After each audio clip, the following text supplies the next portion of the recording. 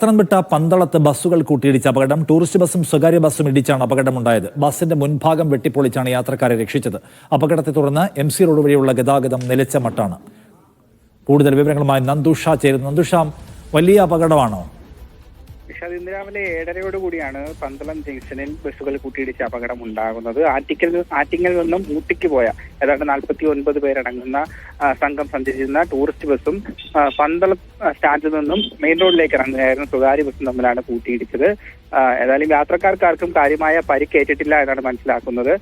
Fire force സംഘം എത്തി tourist ബസിന്റെ മുൻഭാഗം വെട്ടിപ്പൊളിച്ചാണ് യാത്രക്കാരെ പുറത്തെത്തിച്ചത്.